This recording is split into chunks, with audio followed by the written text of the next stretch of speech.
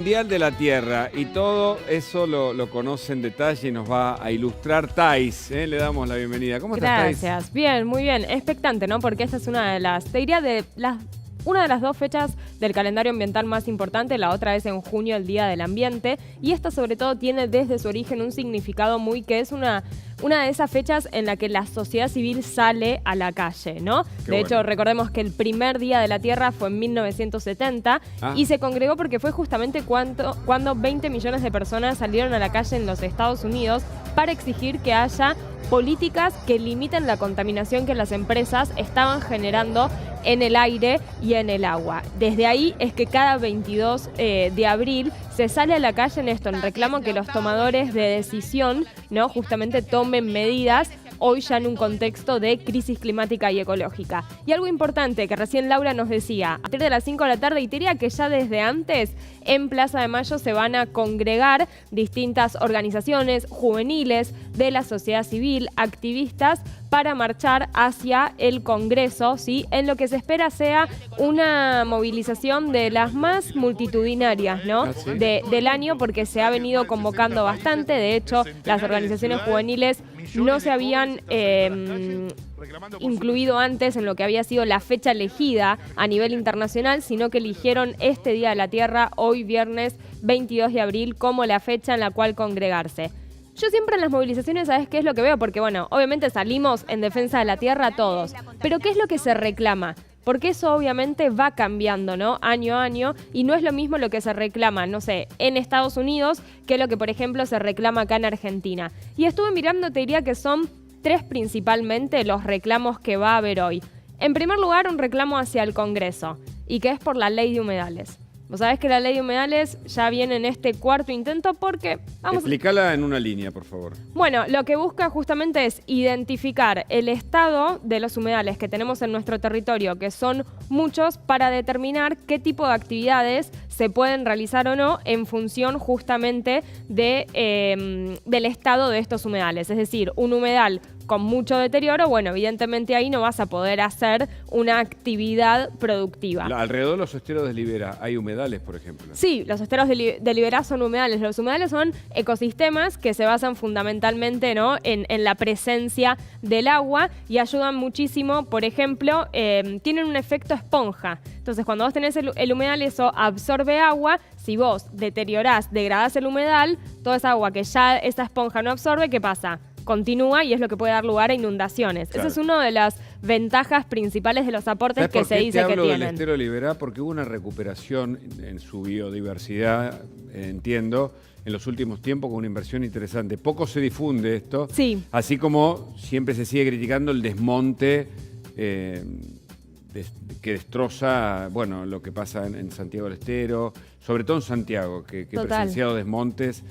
Y por supuesto en Misiones, en esas provincias en donde no se frena con eso por el tema de la soja, ¿no? Exacto, por el avance de lo que es la frontera agropecuaria, y lo hemos visto también con la situación de los incendios en las islas del Delta del Paraná, ricas en humedales, en donde eran incendios que se producían intencionalmente para después poder aprovecharlo, ¿no? Para actividades productivas. Entonces, uno de los reclamos que vamos a ver hoy es esto, que se deje de cajonear el proyecto de ley de humedales, que se avance, ¿sí?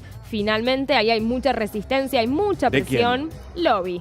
Sectores principalmente agrícolas, ganaderos, que la ven como una ley antiproducción, cuando quienes la vienen defendiendo dicen no es antiproducción, es determinar, cuál es el estado de nuestros humedales, qué es lo que podemos hacer ahí. Pero bueno, hay mucho lobby, hay mucha presión sobre legisladores, así que ese es uno de los reclamos. El segundo tiene que ver con la transición energética.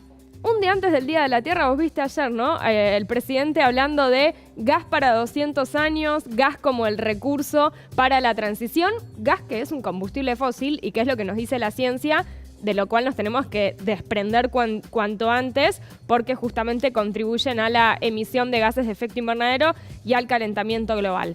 ¿Qué es lo que se pide en torno a esto? Que la Argentina tenga una hoja de ruta, que tenga que elabore ese famoso plan de cómo va a reducir sus emisiones a 2050. ¿Para qué? Para entender, bueno, necesitamos vaca muerta hasta tantos años, mientras invertimos en renovables. Eso es lo que hoy no tenemos sobre la mesa. Entonces, todas las acciones son aisladas y hasta te diría que opuestas, ¿no? Porque si vos por un lado decís... Poco pensadas. Poco planificadas. Exacto, planificación, estrategia, planificación y que sobre todo la transición energética sea justa. Esto significa no dejar a nadie atrás, ¿no? En un país tan extenso y diverso como Argentina, eso es súper importante. Y en tercer lugar, otra transición en un país justamente, ¿no? Donde el campo es sumamente relevante y que tiene que ver con la transición hacia un modelo de la agroecología. Es decir, salir de esto que vos recién mencionabas, este modelo de producción agricultura intensivo, que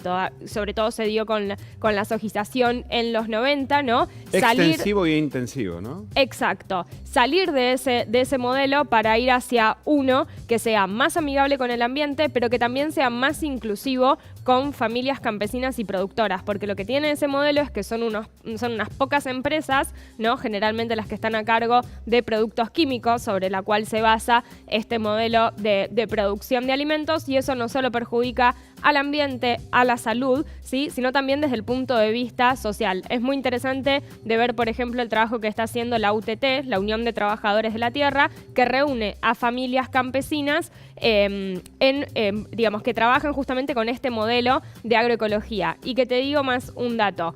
A la gente digamos, viene aumentando ese interés que tiene la gente por saber qué es lo que come, de dónde viene, quién lo produce. Y de hecho, en la pandemia, ¿te acordás cuando teníamos que pedir todo que llegue? Sí. Bueno, creció muchísimo la demanda que tuvo la UTT de los famosos bolsones de frutas. ¿Qué es la UTT? Perdóname. Sí, la Unión de Trabajadores de la Tierra. Correcto. Que reúne a estas familias campesinas que promueven la agroecología alrededor del país. Está buenísimo. Creció muchísimo eso durante la pandemia. Sí. Entonces, hay un interés. Esos tres... Te pregunto porque me lo recuerdan y está bien.